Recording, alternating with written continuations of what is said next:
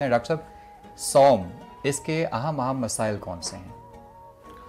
देखिए, हर इबादत जो है जब पूरे आदाब और शराइत के साथ बजा लाई जाए तो फिर उसका कमा हक़ फ़ायदा हासिल होता है। बेशक। अब नमाज है, उसके लिए ज़रूरी है पहले जिस्म पाक हो, लिबास पाक हो, जगह पाक हो, इंसान तहारत और पाकीज़गी, वक्त भी होना चाहिए, रुख भी होना चाहिए, नीयत भी होनी चाहिए, सत्र भी ढांपा हुआ होना चाहिए। ऐसा अगर वुज़ू नहीं और नमाज शुरू कर देता है तो वो तो पहली सीढ़ी ही अदा नहीं हुई।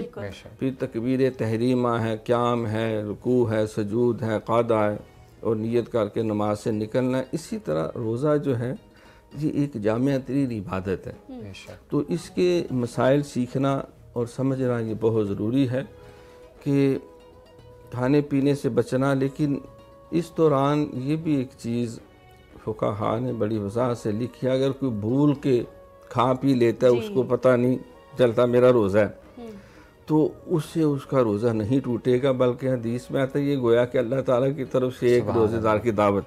बाज़ का तो रोज़े की हालत में कोई इंजेक्शन लगवाना पड़ जाता है, तो इल्ला कि वो नशे वगैरह का ना हो, तो उसमें भी कोई फुक़हा ने कबाहत नहीं लिखी।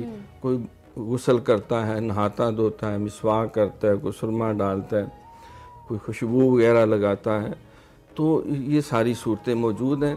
फिर बाज़ हालतें ऐसी हैं कि रोज़ा रखे तो जान को ख़तरा है, तो शरीयत ने ये नहीं कहा कि लाजमी रोज़ा रखवाया जाए, इससे उसमें गुंजाइश है। मसलन कुरान पाक ने ख़ुद ही कहा कि अगर कोई मरीज़ है या कोई सफ़र पर है, अब मरीज़ों में बाज़ शेख़ फ़ानी होते हैं, ऐसे बुज़ुर्ग होते हैं कि उनको कई बीमारियाँ होती हैं, ख़तरा है कि रोज़ा रखवाया तो बेचारा फौत ही ना हो जाए। फिर ख़वातीन हैं, जब प्रेगनेंसी का पीरियड है या बच्चों को जो दूध पिलाने वाली माएँ हैं उनके लिए है, या वो सफ़र के ऊपर है, तो इन हालात में जो है शरीयत ने गुंजाइश रखी है कि तुम फ़िदिया अदा कर दो, किसी और को रोज़े रखवा दो। जिस वक्त सेहतयाब हो जाओ या सफ़र से वापस आ जाओ या उसके दीगर तुम ज़िम्मेदारियाँ निभा सको, तो उस वक़्त जो है तुम दोबारा उसकी क़ज़ा कर लो।